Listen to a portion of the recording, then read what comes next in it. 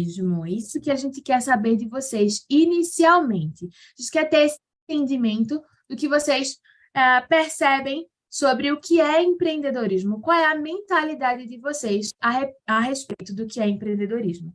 Vocês podem colocar o celular, né, apontado aí a câmera para esse QR Code, ou então acessar este link que eu vou enviar no chat agora. E aí eu gostaria que vocês descrevessem qual a visão que vocês têm sobre o que é empreendedorismo. Vejo que a maioria de vocês aqui entende que empreendedorismo envolve ideação, envolve resolução de problemas, envolve iniciativa, envolve trabalho, envolve oportunidades, envolve construção, envolve propósito. Muito bom, muito bom. Todas essas definições que vocês trouxeram aqui se encaixam perfeitamente, se complementam, né? Há um senso comum que entende que empreender é abrir negócio, é criar empresa, mas não somente isso. Um exemplo, eu sou intraempreendedora na Xpacer, certo? Eu não tenho um negócio, eu não tenho uma empresa, mas eu empreendo dentro da Xpacer. Por quê? Porque eu desenvolvi um conjunto de comportamentos que resolvem problemas, que aproveita oportunidades, que idealiza soluções usando criatividade para resolver diferentes situações dentro da equipe, fora da equipe, nos nossos produtos, serviços que oferecemos. Estou me citando como exemplo aqui só para vocês entenderem, tá? O conceito. Empreender é realizar ideias, é concretizar projetos que solucionam problemas, que aliviam dores.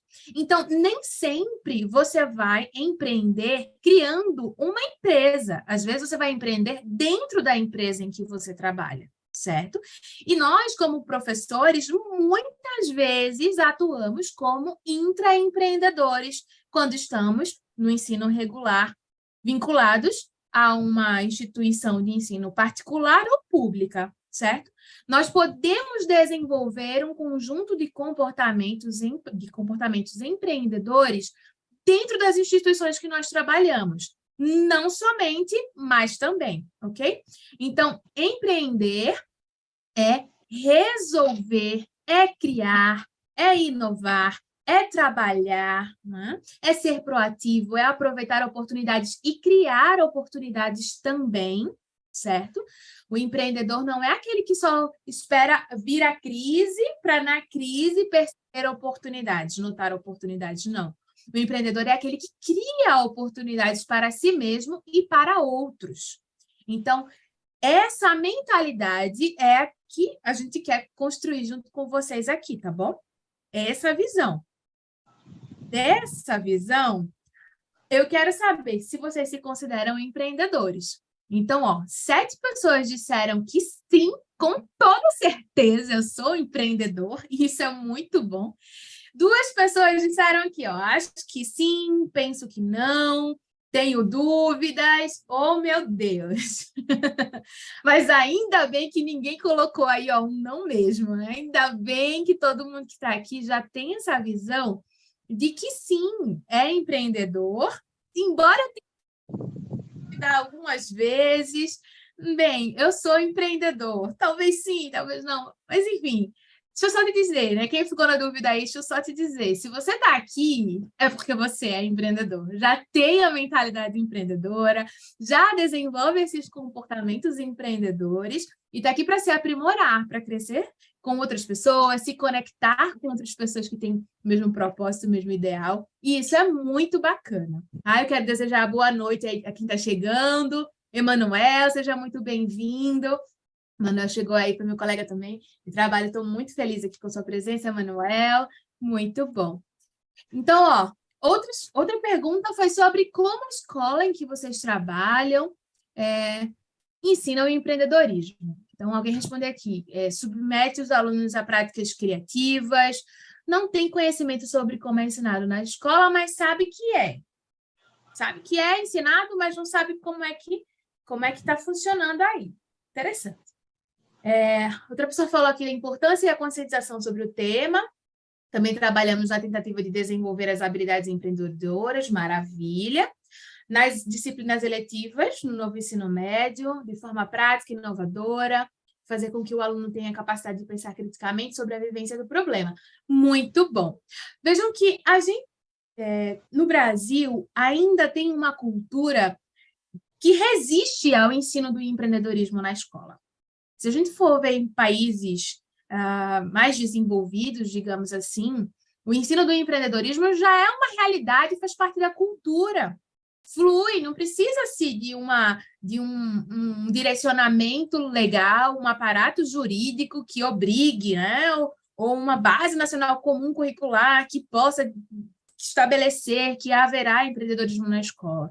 Não, já faz parte da cultura, porque as pessoas já desenvolvem esses comportamentos e entendem essa mentalidade, entendem os resultados positivos dessa prática empreendedora para o país. A gente aqui ainda vive um processo em que, para todos se abrirem a essa visão do empreendedorismo, ainda é complicado, né? Porque se tem essa visão de empreendedorismo ser algo relacionado à abertura de negócios, que também é, mas não só, certo? Então, a gente vai tentar desconstruir aqui alguns pensamentos e construir também outros pensamentos que sejam saudáveis para a prática de vocês nas suas atividades aí. Então, muito obrigada pela participação, quem pôde participar aí.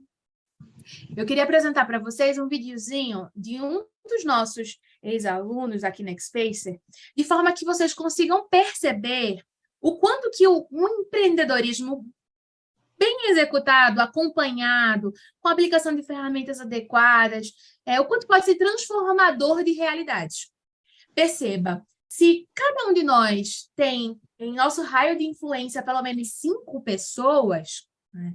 Se a gente tem a nossa vida transformada por meio do empreendedorismo, essas 5 pessoas são influenciadas também pelo seu comportamento empreendedor. Elas são beneficiadas também financeiramente, comportamentalmente. Então, o empreendedorismo transforma realidades, é uma força motriz, transforma vidas pessoais e transforma a sociedade, a cultura como um todo. E o exemplo de José Edson é uma referência para vocês observarem o quanto que plantar a sementinha do empreendedorismo na vida dos seus estudantes, na vida dos seus alunos, é fundamental. Vamos assistir. Só uma coisa antes de começar. Esse vídeo foi criado por ele mesmo, tá? O próprio José Edson criou esse vídeo, fazendo esse depoimento sobre a experiência dele com o empreendedorismo aqui na Expacer com a gente e como para ele foi transformador. O roteiro, a produção toda foi feita por ele. Oi, meu nome é José Edson, eu sou ex-aluno Acelera. Em 2018, fui acolhido de braços abertos pela Acelera e aprendi várias coisas que eu tenho certeza que eu vou levar para o resto da minha vida. Por causa da Acelera, hoje eu tenho empreendedorismo como uma paixão para mim, assim como a escrita, a engenharia, os esportes são para os outros. Então eu fico me perguntando, por que as pessoas não dão o mesmo valor ao empreendedorismo como dão para as outras áreas? Não apenas você pode encontrar uma paixão, mas as aulas de empreendedorismo também trazem muitos outros benefícios. Por exemplo, eu aprendi a sair da minha zona de conforto e pensar de uma maneira mais criativa e inovadora.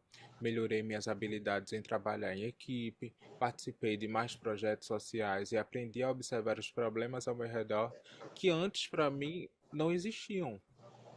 Com essas habilidades, eu consegui passar no programa Jovens Embaixadores, que é uma iniciativa de responsabilidade social da Embaixada dos Estados Unidos para jovens empreendedores que, por meio de iniciativas sociais, geram benefícios e ajudam a promover o bem-estar.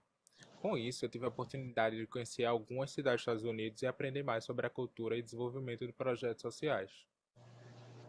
Vejam, uma coisa que sempre me marca quando eu vejo esse vídeo de José Edson é o quanto que ele compara e a pergunta que ele faz, demonstrando inclusive o pensamento crítico. Por que que as pessoas valorizam tantas áreas e não valorizam assim o empreendedorismo, né? Assim como tantas pessoas gostam de escrita, da matemática, da geografia, da história, ele aprendeu a se apaixonar empreendedorismo? Por que a gente não pode lançar essa semente? Veja a transformação que aconteceu na vida dele, né? A partir disso.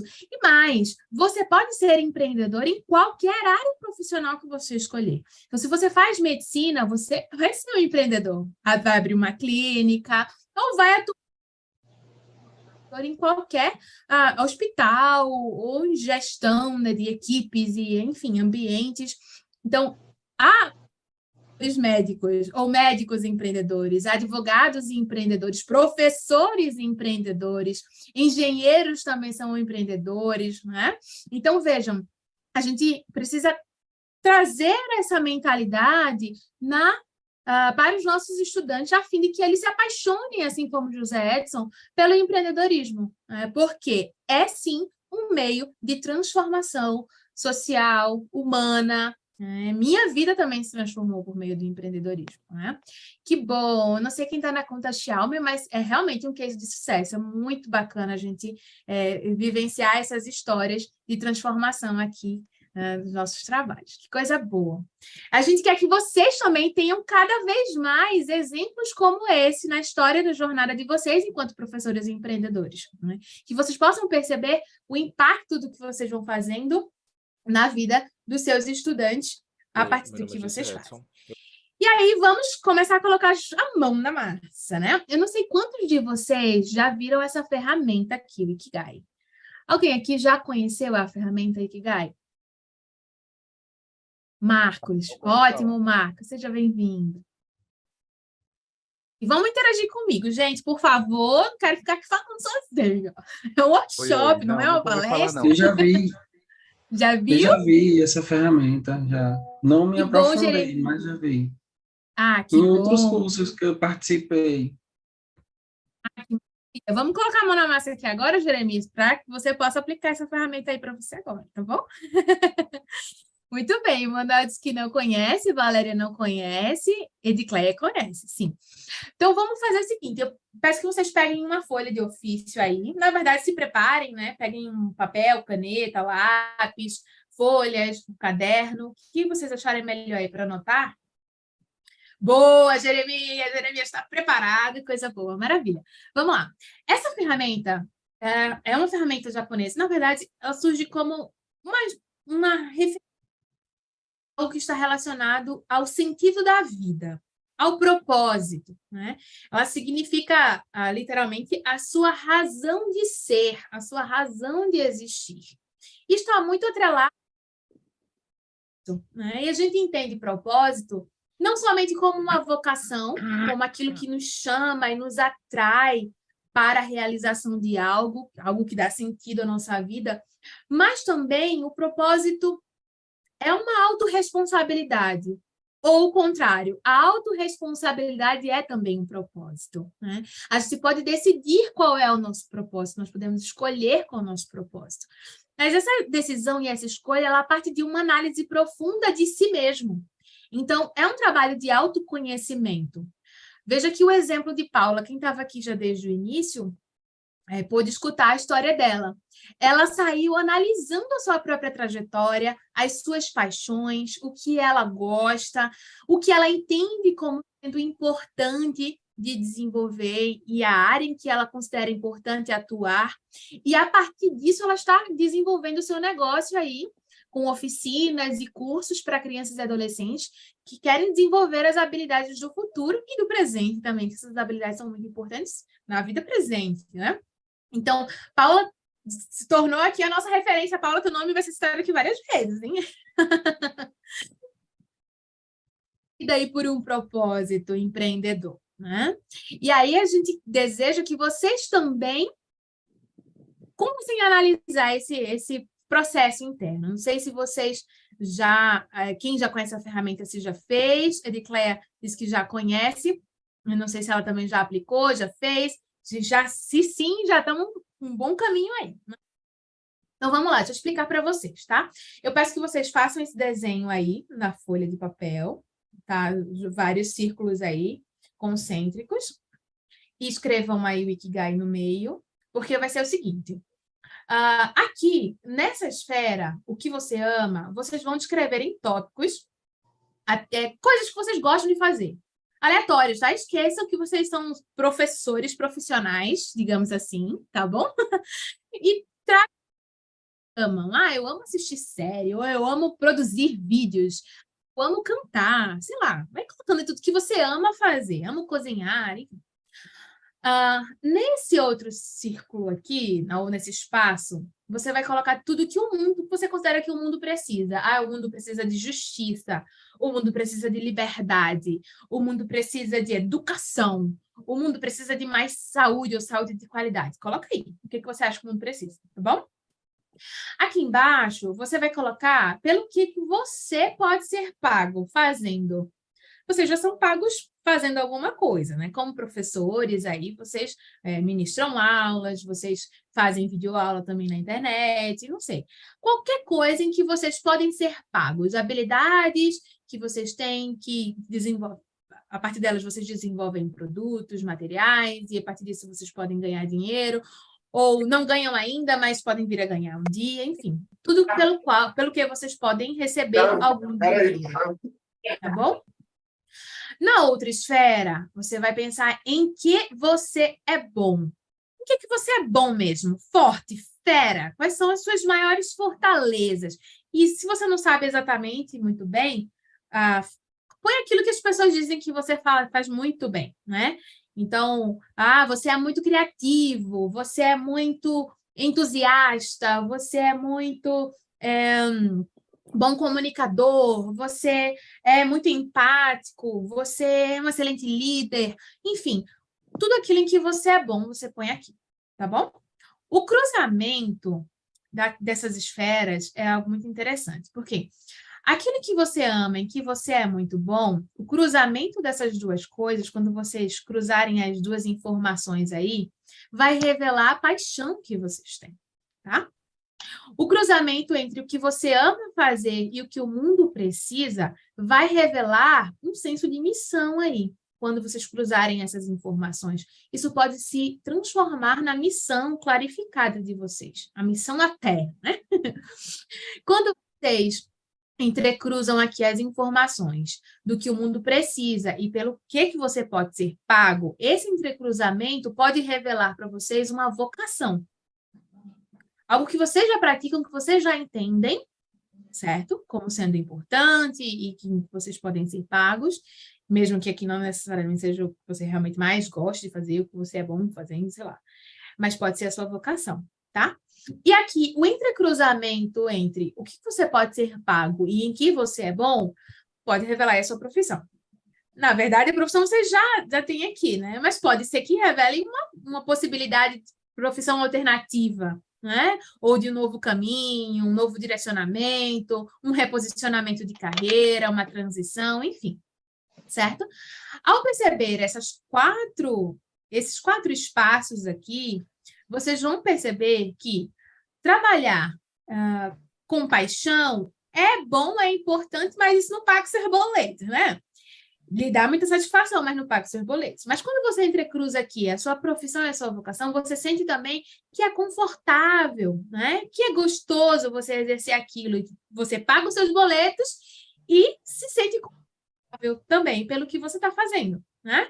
Então, a gente tem aqui um outro cruzamento. Quando você vê a sua missão e a sua vocação, ou seja, você vê o resultado do seu trabalho, você vê que está contribuindo para aquilo que o mundo precisa, isso aqui dá uma sensação de entusiasmo. Veja que as coisas vão se complementando, né? Satisfação, pagamento de boleto, que todo mundo precisa. Ao mesmo tempo, entusiasmo ao ver os resultados e ver que você está contribuindo não somente para pagar os seus próprios boletos e para a sua sobrevivência, mas também para ampliar soluções positivas no mundo, contribuindo para trazer soluções para as outras pessoas, né? E isso dá um senso de entusiasmo também. E aí, quando você vê que a sua paixão está atrelada à sua missão e a sua missão está atrelada à sua paixão, vem essa alegria, esse senso de realização. Quando você entrecruza todas as esferas aí, vem o seu Ikigai e você percebe qual é o seu propósito, né? Se torna claro qual é o seu propósito. Meu propósito já é claro para mim hoje. Eu promovo autodesenvolvimentos para promover desenvolvimentos de outras pessoas. Esse é o meu propósito, essa é a minha missão. Vocês vão ter agora 10 minutinhos para fazer o Ikigai de vocês aí, refletindo, tá bom? Então, essa ferramenta, ela traz essa clareza para a gente, e aplicar essa ferramenta com os nossos estudantes, independentemente da disciplina, gente, certo? É algo riquíssimo, que conecta o estudante a um sentido. Ele está entendendo, está estudando história, por exemplo, de Claire de História também, a mesma formação que eu. É trazer uma ferramenta como essa para que eles se entendam no mundo, nesse mundo em que eles fazem parte do processo histórico, né? E se entender enquanto ser que existe e que dialoga com diferentes estruturas e contextos sociais, né? Que tem desejos, tem paixões, que dialogam com outros seres que também têm desejos e paixões, sabe? É algo incrível. Então, você iniciar uma unidade, por exemplo, aplicando uma ferramenta como essa, aplicando o empreendedorismo, eles entenderem como seres empreendedores, né? Seres vivos que interagem no meio ambiente com outras pessoas que também têm seus propósitos, também têm suas missões, também têm suas paixões. Então, já é uma aula aí tremenda de diálogo, tolerância, liberdade, né? Empreendimento do ser e estímulo dessas habilidades de pensamento crítico, de comunicação, né? De proatividade, de trabalho em olhar para o outro e perceber o outro tem uma missão também, tem paixões também, né? Mesmo jovem, mesmo novo, mas é desse momento aí, se a gente consegue lançar essa semente do autoconhecimento nessa fase da adolescência, da infância, veja como esses seres podem ir se desenvolvendo para uma vida adulta mais saudável, de fato mais tolerante, como a Claire falou, mais livre, né? Mais justa, enfim, tudo mais. A gente tem resultados muito bons aqui na Xpacer com a aplicação dessa ferramenta. Eles criam negócios a partir dessas paixões, se entendem como seres em construção, como o Lídia falou, como seres empreendedores. E aí eles criam seus projetos a partir das suas paixões. É o que a gente chama de economia da paixão. É o que a gente quer muito que vocês desenvolvam também Deixou como tudo lá professores fora, meu amor. empreendedores. Acho que o José Lourenço falou sem querer, não sei. A gente quer que vocês desenvolvam como professores empreendedores essa visão e lancem essa semente aí para os estudantes também, porque, gente, dá resultado. Se a gente está falando aqui para vocês que dá resultado, é porque dá, a gente vive isso aqui na prática na Xpacer. Então, pensem aí, trabalhar com as paixões, com os desejos, pode ser mais concreto e mais palpável aplicando as ferramentas corretas, certo? Ferramentas que podem ajudar os seus estudantes a se pensar e a se perceber nesses processos, tá bom? Então, a ideia agora é que vocês pensem, vai ficar sementinha aí, a gente não vai fazer isso agora, porque realmente vai acabar tomando tempo para outras ferramentas, mas tentem pensar, anotem aí, tá? Tentem pensar como vocês podem utilizar o Ikigai nas aulas de vocês ou em um projeto paralelo para vocês aí nas disciplinas, um projeto transdisciplinar na escola, sempre trazendo na mente deles que isso é empreendedorismo também, tá? Porque eles precisam entender o empreendedorismo de forma ampla, como um desenvolvimento de habilidades e não somente de criação de negócios, tá bom? Coisa boa, Lígia, que bom que gostou. A gente tem umas outras ferramentas aqui que a gente quer compartilhar com vocês. A gente não vai se aprofundar tanto nelas quanto foi com o Ikigai, mas eu vou fazer uma exposição aqui de algumas ferramentas úteis que podem ajudar vocês aí, né, no desenvolvimento de projetos a partir das paixões, a partir das vocações, das missões, a partir do Ikigai dos seus alunos. E essas ferramentas também podem ajudar vocês a desenvolver novos projetos empreendedores pessoais. Ajuda a tanto transformar as aulas e os projetos de vocês, como também podem ser úteis para vocês desenvolverem projetos paralelos seus, tá? Na área da comunicação, por exemplo, a Luísa, nas suas consultorias, a tua palestra, né? Então, são ferramentas muito úteis. Algumas, muito provavelmente, vocês já ouviram falar aí, mas a gente aplica muito aqui na Xpacer também, especialmente em projetos, criação de projetos. É o Design Thinking. Eu acredito que vocês podem ter ouvido falar já a respeito dela. O Design Thinking é uma abordagem, digamos assim, porque acho que vocês conseguem perceber a diferença entre abordagem, metodologia, método, ferramenta e técnica, né? Então, a abordagem é uma forma de tocar determinados problemas, conteúdos. É uma forma de abordar, é algo mais soft, digamos assim, né? Muitos colocam o Design Thinking como uma metodologia também, que não é equivocado, também faz parte. É um conjunto de métodos e procedimentos, porque métodos são procedimentos, né, para a criação de soluções que resolvem problemas.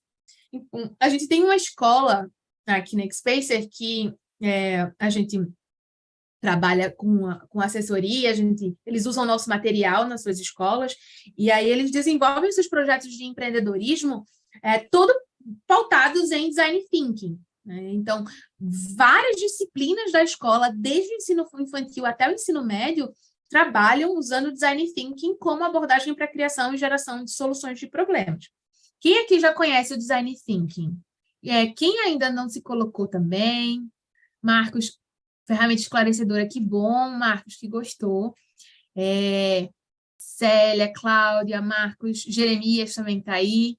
Show, interajam também, pessoal. Show de bola, Jeremias, muito bom. Então, ó, o Design Thinking, ele acontece, sim, em 4 grandes momentos, digamos assim, tá? O primeiro grande momento é o de identificar e de perceber um problema, certo? Esse problema pode ser um problema geográfico, pode ser um problema biológico, pode ser um problema que envolva uma questão matemática, pode ser um problema que envolva uma questão física, que envolva uma questão de programação, tecnologia, enfim. Inicia-se com o estímulo, o despertar da curiosidade do estudante para percepção de um determinado problema. E aí a gente gosta de usar a palavra desafio ao invés de problema. Porque problemas sempre geram na gente aquela sensação de problema mesmo, né? Como problema é um negócio ruim, é uma coisa ruim, eu quero me afastar dos problemas, eu quero esquecer meus problemas, né? Aquela velha música do velho sábio, eu vou beber para esquecer meus problemas, né? Ninguém quer esquecer o problema, né? Então a gente substitui o termo problema por desafio, porque desafio traz para a gente uma percepção de algo que pode ser superado, né? Que pode ser resolvido, que pode ser, enfim, ultrapassado. É um obstáculo que vai me trazer ganhos, né? Problema sempre está ligado a algo que é ruim, né? Algo que não é legal. Então, a gente traz isso do desafio. Então, estimulou ele a perceber o desafio, o problema? Vamos descobrir esse desafio, vamos descobrir todos os aspectos desse desafio, todas as suas variantes, vamos pesquisar, vamos cair a fundo para entender todos os aspectos desse problema histórico, né? Quais são as variantes, vamos lá. E aí vem o pensamento divergente, que foi a primeira etapa que a gente fez lá no Ikigai. Deixa fluir, vai pensando em tudo que é coisa, vai pesquisando, vai anotando. Pensamento divergente, ele é muito importante. A gente não faz julgamentos nessa hora. É um processo criativo, tá? É um momento de pensar em vários tipos de aspectos aí para o problema, deixa fluir, tá? Então, há muito debate aí, divergência, e depois vem um momento de definição, é o segundo momento aí do Design Thinking. É o momento da convergência, é o momento da análise.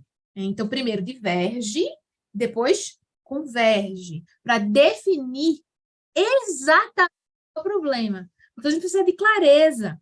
A gente, como adulto, precisa de clareza, que dirá uma criança ou um adolescente.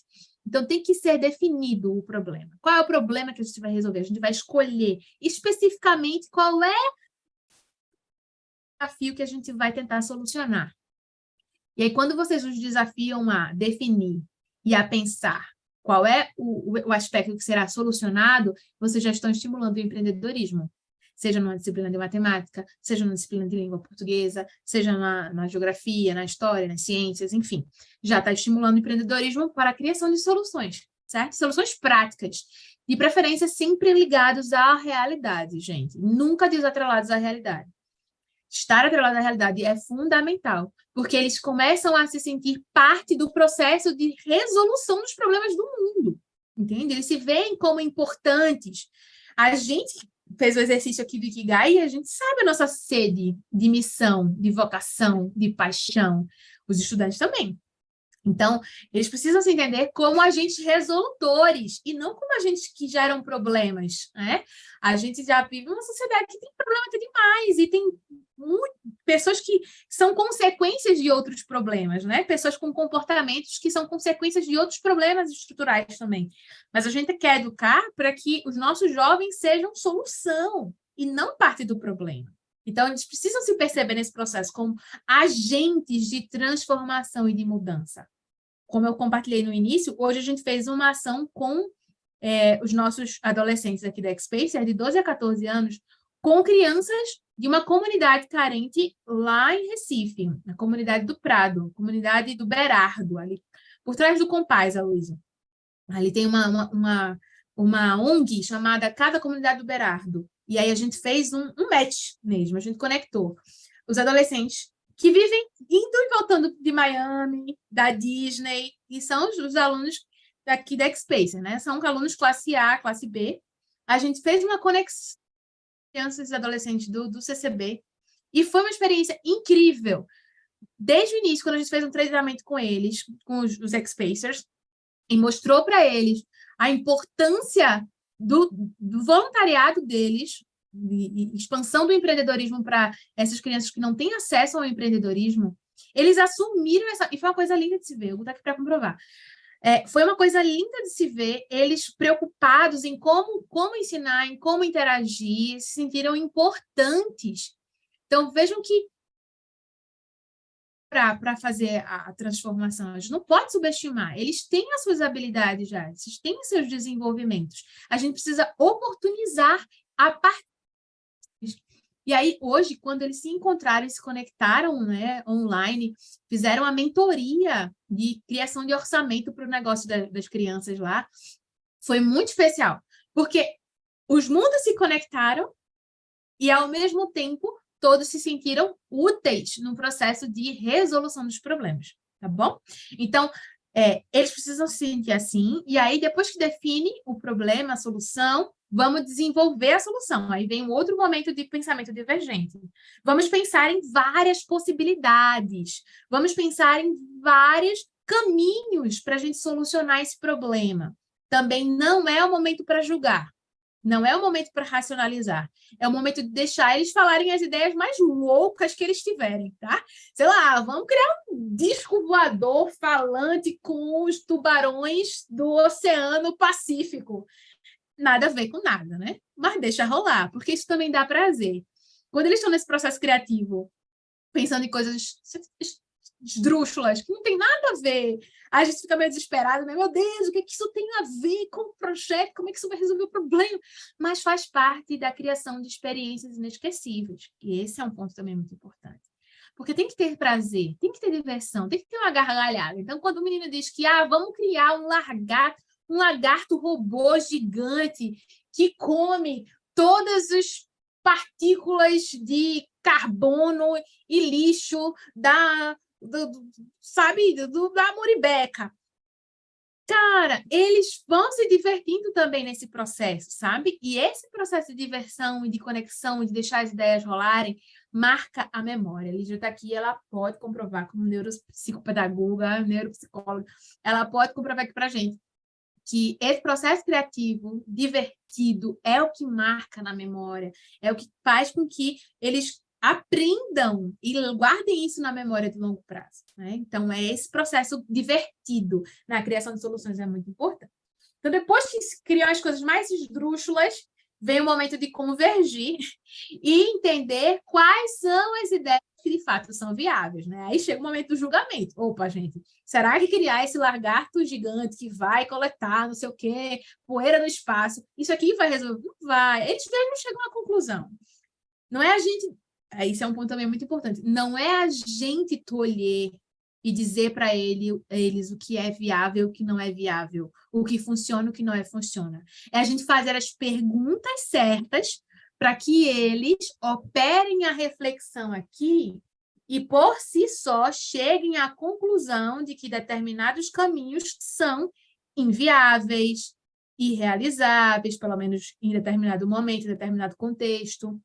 Tá? Não cabe a nós tolher, mas cabe a nós fazer as perguntas necessárias para que eles cheguem às conclusões mais interessantes e importantes no desenvolvimento do projeto, da atividade, certo? Então, eles precisam se perceber com essa autonomia. E é preciso declarar a eles essa autonomia. Não adianta você deixar a coisa aí acontecendo sem que eles percebam-se no processo. É preciso vocês declararem, dizerem, olha, vocês estão chegando a essa conclusão. Como vocês chegaram a essa conclusão? Por quê? Que elementos vocês utilizaram aí para concluir que isso aqui é viável e isso aqui não é viável? E deixá-los perceberem-se nesse processo. E sair margeando esse desenvolvimento do processo, tá bom? E aí, quando chega esse momento de convergência das decisões e tudo mais, o pensamento crítico aí convergindo tudo, analítico também, chega um momento daí da produção, né? Vamos produzir o protótipo, vamos produzir... O protótipo é o ensaio, né? O rascunho da ideia. Pode ser um desenho, pode ser usando materiais recicláveis, pode ser usando itens de robótica, enfim. Pode ser um software, pode ser qualquer coisa, pode ser um serviço, vamos fazer a criação aqui, a simulação de uma entrega de pizza, como é que funcionaria isso, enfim. Fazer esse ensaio, fazer esse teste, essas simulações na prática, é muito bom, e gera uma experiência marcante para eles. Essa entrega final faz com que eles materializem todo o processo, eles percebam o resultado, né? Não vão perceber funcionando no mundo, mas vão perceber o resultado do projeto naquele momento. Aí no mundo, a não ser que você crie uma estratégia de forma que gere resultados para fora, né? Para além deles que participaram do projeto em si, tá bom? Essa solução entregue depois passa novamente pelo mesmo processo, para ser reavaliada, repensada, para descobrir quais são os problemas, os desafios dessa solução que foi finalizada, e aí convergir para definir o que é que vai ser melhorado, para depois divergir nas soluções para melhoria que precisa ser melhorado, depois entregar. É um ciclo que não tem fim. Vamos para a próxima aqui, que é o Design Sprint. É bem parecido com o Design Thinking. Essa metodologia é considerada uma metodologia ágil, tá? Ela é muito utilizada no Google, nessas grandes empresas, certo? Inclusive, o Design Sprint foi criado no Google, certo? Uma parte lá do Google Venture, eles trabalham mais com investimentos e tudo mais. Eles estavam precisando resolver alguns problemas e precisavam que fosse uma resolução rápida, criar soluções de forma rápida, prototipação rápida. Então, o que se pensou? Vamos unir profissionais das mais diferentes áreas aqui. A gente vai juntar todo mundo em 5 dias para a gente produzir a solução para esse problema. Então, como foi que eles fizeram? Inicialmente, a ideia foram 5 dias mesmo, mas a gente pode adaptar a nossa realidade, tá? Não precisam ser 5 dias, mas podem ser 5 momentos. Esses 5 momentos podem ser minutos, momentos de minutos, podem ser aulas, 5 aulas, tá? Podem ser 5 estações, né? Se a gente for usar a rotação por estação, por exemplo, certo? Mas, assim, eu acho mais complicado sendo por estação, tá? É bem desafiador, tem que ser muito bem planejado. E aí, no primeiro momento, na segunda-feira, é começar pelo fim mesmo. Quais são os efeitos aqui do problema que a gente consegue perceber? Os efeitos mesmo. O que é que está evidente para a gente que está acontecendo, que está gritante na situação? Pode ser um problema da escola, né? O que está acontecendo aqui na escola? Está com um problema nos bebedouros na escola, por exemplo, né? Vamos mapear aqui, entender quais são os efeitos desse problema, quais são os prejuízos que estão sendo causados e vamos identificar isso aqui. Vamos conversar com especialistas também, bebedouros, vamos pesquisar, vamos entender, enfim, mapeia todas as circunstâncias, tá? Na terça-feira, fazer os esboços das soluções possíveis, tá? Perceba que já é até mais rápido, né? Por isso que é uma metodologia ágil. Então, já vamos partir para os esboços aqui das soluções para esse problema. O que a gente pode fazer? Novos bebedouros, vamos criar um novo tipo de bebedouro, vamos criar um novo processo, que inovação também não é só no produto, é no processo também. Então, vamos criar um novo processo de uso aqui do bebedouro, entre os alunos na escola. Enfim, fazer os esboços para ir ajustando e aperfeiçoando as ideias aí. Depois vem o momento de fazer a jornada. O storyboard são os quadros com as etapas do processo ou com as etapas de execução da solução, tá? Como ela funciona. É para você, de fato, trazer aquele storytelling de como vai funcionar aí a solução e decidir como é que isso vai ser prototipado. Depois que isso é decidido, vem o momento de fazer o teste, né? O protótipo é essa materialização da ideia que serve justamente para ser testado. Então, vai testar com usuários, vai testar com potenciais clientes, certo? Para entender o que é que funciona e o que não funciona na ideia. Isso é a parte da prototipação. Na sexta-feira que vem o teste mesmo, e aí vai testar com as pessoas e vai coletar os aprendizados. Fazer essa pesquisa de coleta mesmo dos aprendizados no uso do protótipo. Entrevistar as pessoas que usaram o protótipo para saber se funcionou, se não funcionou, o que deu errado. Aprender com os erros, que isso é muito do comportamento empreendedor. Aprender com os erros e ajustar a rota. Pensar novas soluções a partir disso, como aprimorar, como resolver, como melhorar, tá bom? E aí, todo o ciclo reinicia, certo? Vocês podem usar isso aí como uma metodologia para um projeto, vocês podem utilizar isso aí como uma estratégia em sala de aula, e vocês podem utilizar isso para a vida de vocês também, tá? De forma empreendedora, para além das atividades que vocês realizam na escola, certo? Deixem na mente de vocês aí bem claro que vocês são empreendedores e que vocês têm múltiplas possibilidades, tá bom? Uma ferramenta também que é muito importante nesse processo todo, né, de criação de solução, e é muito útil, é a ferramenta SMART. É um acróstico aí em inglês, mas fala para a gente aqui, ser específico na meta, né? A criação de metas aqui, essa ferramenta ajuda muito na elaboração das metas, tá? Então, temos que ser específicos nas nossas metas, saber muito bem, exatamente, especificamente, o que é que precisa ser feito. Qual é a sua meta? De forma específica. As métricas, tá? Quais são os indicadores? Como é que eu vou saber que a minha solução está dando certo? Como é que eu vou saber que esse projeto que eu estou aplicando com os meus alunos está dando certo? Quais são as métricas? Sei lá, é a quantidade de alunos engajados? É a quantidade de projetos que foram finalizados? Quantidade de projetos que foram realizados ou materializados, ou que foram entregues à sociedade, enfim. Você estabelece métricas. Isso aqui é muito útil para vocês, nos planejamentos pessoais, e também para ensinar os alunos como eles podem gerir essas suas metas, tá? Suas metas empreendedoras. Então, essas métricas, esses indicadores são fundamentais. Outra coisa, essas metas, elas são alcançáveis? Porque uma coisa que acontece muito com adolescente, com criança, é que eles estabelecem, não só com adolescente e criança, às vezes até adulto, né? É difícil estabelecer uma meta que seja alcançável. Às vezes, quando você é muito sonhador, né? Enfim, vai lá, bota uma meta que, nossa, ela é irrealizável, não é alcançável. Pelo menos não naquele momento. Para que seja uma meta realmente boa num projeto, é preciso que seja uma meta alcançável, uma meta realizável, né? Então, trazer essa definição é muito importante. Outra coisa, a relevância da meta. E fazê-los pensar se essa meta, de fato, é relevante na condução do projeto. Tá bom? Outra coisa são os prazos. Tem que ter prazo e tem que ter a responsabilização. Quem é que está responsável por executar esse projeto? Quem é que está responsável por tal etapa? Quem é que vai responder por isso aqui, caso isso aqui der errado? É a responsabilização aí no processo, tá? Então, a ferramenta Smart é muito útil quando a gente está trabalhando aqui no Design Sprint, no Design Thinking, certo? E em várias outras situações da vida também. Então, até agora, a gente tem aí uma abordagem, uma metodologia, uma ferramenta. Até aqui alguma pergunta?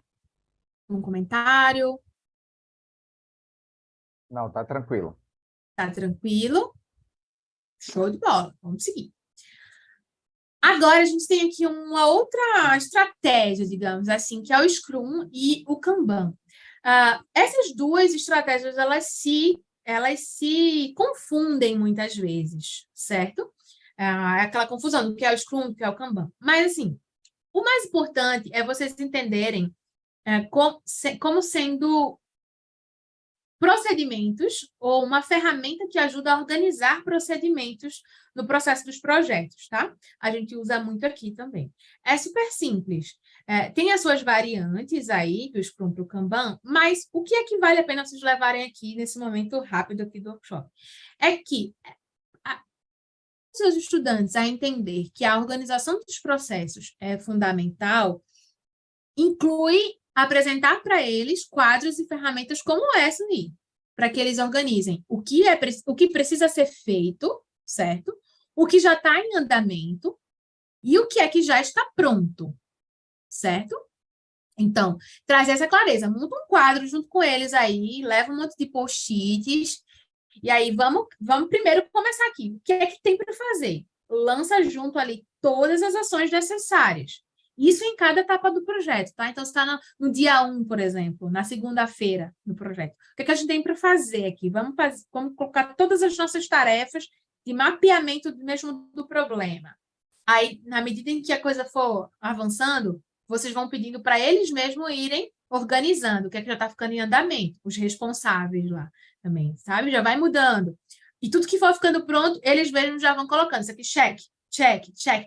Para eles, essa sensação de check é muito importante. Não só para eles, né? É por isso que a gente tem que pensar. O que é importante para você? Quando você dá o check aí na sua listinha, não dá aquela sensação de prazer? Isso, replica com seus estudantes lá, entendeu? Se você sente essa sensação de prazer dando check, proporcione isso para eles também. Eles colocarem lá, dando check lá no projeto. Isso é uma coisa tão simples, gente, mas muda muito, né? Então, eles se percebendo aí nesse processo de gerenciamento, que é uma ferramenta de gerenciamento de projeto, tá? É fundamental, faz muita diferença, certo? Então, vocês podem usar essa ferramenta em várias etapas do projeto, em várias etapas, até das suas aulas mesmo. Sabe que a ferramenta é simples? Você pode usar ela numa aula de 50 minutos, né? O que é que a gente tem para fazer hoje? Vamos lá, fulaninho, ajuda aqui, né? Vai listando todo mundo, vamos colaborar aqui. Enfim, o objetivo da aula é esse, a gente tem que fazer tudo isso. O que é que já está em andamento? Vamos mudar, vamos modificar, vamos organizar. O que é que já foi feito no final da aula? Para se ver o que foi concluído em conjunto. Como essa aula foi vivenciada de forma colaborativa, em que todo mundo pôde participar do processo e que você não apenas conduziu o processo, ou disse como seria a aula, né? E eles ficaram só assistindo lá. Mas todos conseguiram participar de todo o processo. E participar do processo não é só mudar o post-it de lugar, não, tá, gente? Participar do processo é, de fato, fazê-los criar uma experiência de aprendizagem em que eles possam participar ativamente, tá bom? E aí, outra ferramenta que é bem famosa e é muito útil, e a gente aplica também demais aqui na Xpacer nas nossas aulas, os meninos já fazem isso aqui com os pés nas costas. É a análise SWOT, que pode ser utilizada de duas formas, tanto para o negócio, quanto também para o autoconhecimento. Hoje mesmo eu estava aplicando análise SWOT pessoal com a aluno, que a gente faz plano de desenvolvimento individual aqui também, né? Então, eles analisam as próprias forças, no que eles são bons, e aqui, às vezes, a gente consegue identificar, às vezes, baixa autoconfiança, baixa autoestima, né? Inteligência emocional ainda não muito bem desenvolvida, porque não consegue reconhecer as próprias qualidades, certo? E aí, quando a gente começa a perceber que, ao longo do processo, eles vão conseguindo reconhecer as suas habilidades, suas forças, a gente já vê que a coisa está funcionando, né? Quando eles, depois de 6 meses, olham de novo para as suas forças e vê que cresceram naquilo, conseguem reconhecer algumas habilidades, enfim, algumas coisas boas aconteceram aí ao longo do processo, né? Eles percebem também as suas fraquezas, porque forças e fraquezas dizem respeito a aspectos internos, né, pessoais. Então, eles veem aquilo que precisam melhorar, né? Isso aqui também é muito importante para o desenvolvimento pessoal. As oportunidades, que são situações externas, que podem beneficiar o desenvolvimento deles, né? Então, quais são as oportunidades que você, como estudante, tem? Fazer um intercâmbio, ganhar uma bolsa de estudos, participar de um edital, de um projeto, de uma competição nacional, né? E quais são as ameaças? Ameaças também são situações externas que podem atrapalhar o processo de desenvolvimento aí, né? Sei lá, eu sou bem drástica às vezes com ele, né? Um acidente, a pandemia, o desemprego, né? São situações externas das quais a gente não tem controle e que podem atrapalhar o desenvolvimento pessoal. Da mesma forma, vocês podem aplicar isso na vida de vocês, para vocês se analisarem enquanto profissionais, como professores empreendedores, certo? Usando essa ferramenta aí. Pensando também os negócios de vocês usando essa ferramenta e ensinando os estudantes de vocês a usarem essa ferramenta para analisar os negócios deles, as ideias de negócios deles. Então, quais são as forças e fraquezas da sua ideia de negócio? Você está querendo criar uma empresa de pirulito. Quais são as forças e fraquezas dessa empresa de pirulito, dessa sua ideia de produzir pirulito? Você não quer só vender pirulito, você quer fazer pirulito. Então, quais são as forças e fraquezas disso aí? Mas quais são as oportunidades também que você tem? Você pode vender seus pirulitos onde? Né? Quais são as oportunidades que você tem? E quais são as ameaças? O que pode ameaçar o desenvolvimento da sua ideia de negócio? Né? Isso também pode ser usado em projetos transdisciplinares, para que eles possam avaliar os resultados dos projetos que foram desenvolvidos em sala. Poxa, quais são as forças e fraquezas do nosso projeto? Quais são as oportunidades e ameaças do nosso projeto? Será que a gente também pode apresentar esse projeto numa competição nacional? Será que a gente também pode submeter isso aqui numa Olimpíada Internacional? O nosso projeto são oportunidades, né? Então, fazê-los usar uma ferramenta como essa os ajuda a perceber potenciais, né? Potenciais de trabalho, de projeto, de desenvolvimento e tudo mais, tá? Então, é uma ferramenta simples e muitíssimo útil. E a gente aqui, enquanto experiência, fala para vocês, dá certo, viu? Dá muito certo, podem aplicar. Então, o que a gente vai fazer aqui para a gente caminhar? São 9h30, a gente também acabou conversando bastante, foi bem produtiva, né, também. Mas aqui o que a gente deseja é que vocês pensem... Eita, tem mais uma que eu já ia esquecer. Então, deixa antes de eu passar para a próxima etapa, explicar essa, porque ela é bem legal também. É a ferramenta Scamper, tá? O que é o Scamper? O Scamper ele é muito utilizado em processos de inovação em empresas, tá? Não somente inovação em produto, mas inovação em processo. Essa ferramenta também pode ser utilizada para vocês pensarem os projetos de vocês na escola, tá bom? E ela é muito legal para estimular também o desenvolvimento da criatividade e o pensamento inovador dos seus estudantes, tá? Então, essa ferramenta você utiliza da seguinte forma. Vocês vão escolher, sei lá, pergunta para seleciona um garfo. Pega um garfo como um objeto, por exemplo. Um exemplo aqui aleatório, certo? Um garfo. Posso adaptar esse garfo para novos usos diferentes, para além do usual, né? O garfo é utilizado para quê? O garfo é utilizado para pegar o alimento e conduzir até a boca, né? Para a gente comer. Mas como é que o garfo pode ser adaptado para outros usos? Quais todas as adaptações possíveis que a gente pode fazer com um garfo? Como a gente pode modificar a estrutura de um garfo para ele ser útil para alguma outra coisa? Quais são os novos usos que a gente pode propor para um garfo?